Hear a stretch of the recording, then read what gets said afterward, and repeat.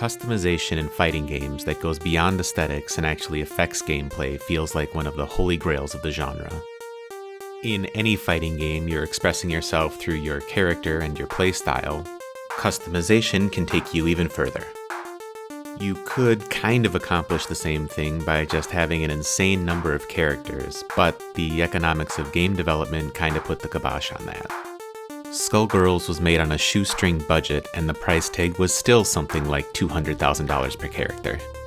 If you can pull it off, customization can give you a million different characters without having to bankrupt a small country to make it happen. So how can you measure successful customization? It's not just more choices, period, it's more viable choices, so you really gotta look at game balance. I like how Ultra David tiers fighting game characters. He puts a character in top tier if you could win a tournament by just using that one character. Then you've got a character who can win as a main character, but with a secondary character, maybe to cover a bad matchup or two. Below that, you've got those secondaries. They might not be a main character, but they can at least be involved in winning somehow. Then our bottom tier is defined as a character who can't be involved in winning in any capacity, really. If you straight up can't win with a character, they kinda don't count. I mean, some of the greatest fighting games of all time have terrible balance, but you've gotta call a spade a spade.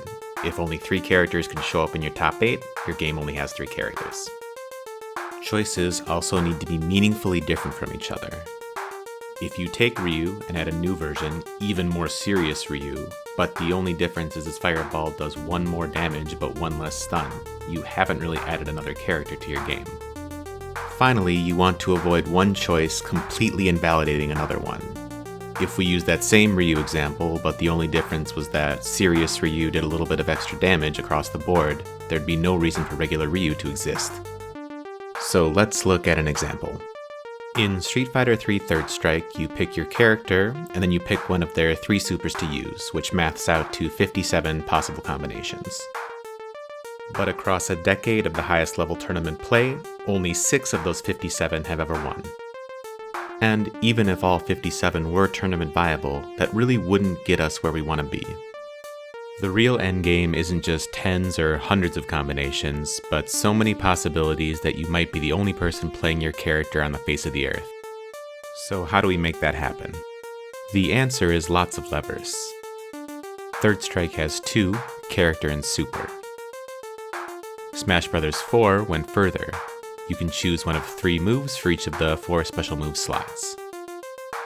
So why not make Super Custom Fighty Guys Turbo with 10 different special move slots and 10 choices each, giving you more combinations than there are humans on the planet? The short answer? More choices, more problems. First off, paradoxically, too much choice leads to no choice. This is really easy to find in other genres. In customizable card games, there's practically an infinite number of possible decks you could build, but at high-level play, only a handful actually end up being viable. The game can also just become overwhelming. You can end up grilling new players with a bunch of different questions before they could possibly know enough to make any kind of informed decision. Also, as you add more and more selectable stuff, it gets harder to show that information on screen. Street Fighter V does show you who picked what, as long as you can remember which V-skill and which V-trigger are which for 50 characters. In Smash 4, they didn't even try to show on screen which customs a character had equipped. Luckily, there are approaches that can sidestep this problem. Capcom presents Marvel Comics. The unit of play in a versus-style game isn't a single character, but a team. Magneto Doom Virgil is a different character than Magneto Doom Sentinel. This means a cast of 50 characters straight away gives you over 100,000 combinations. For each character, you pick one of 3 assists, and team order actually matters too, so once you factor all that in, you end up with around 19 million possibilities. Which characters are on which teams in which order is all right there. You can have your cake and eat it too. Obviously, there are some big caveats. I love Marvel 3, but I would never in a million years pretend the game is anything close to balanced. On top of that, some characters don't synergize well with each other, some team orders make no sense, and some characters really only have 1 viable assist, so a huge chunk of those 19 million possibilities are hot garbage. That being said, despite all of that, at the highest level, you do see lots of unique teams succeeding. So where does this leave us? Customization offers huge potential upside, but there are real design challenges to overcome. Success needs to be measured by how many competitively viable, meaningfully different choices you end up with.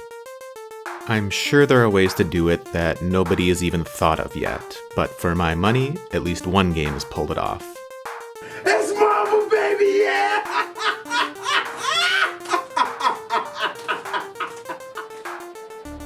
Thanks for watching. I swear I wasn't actually trying to hate on Third Strike, it was just a really good example to illustrate certain points. I go by Zissou online, and if you like my stuff or want to find more, here's where you can go. Catch you next time.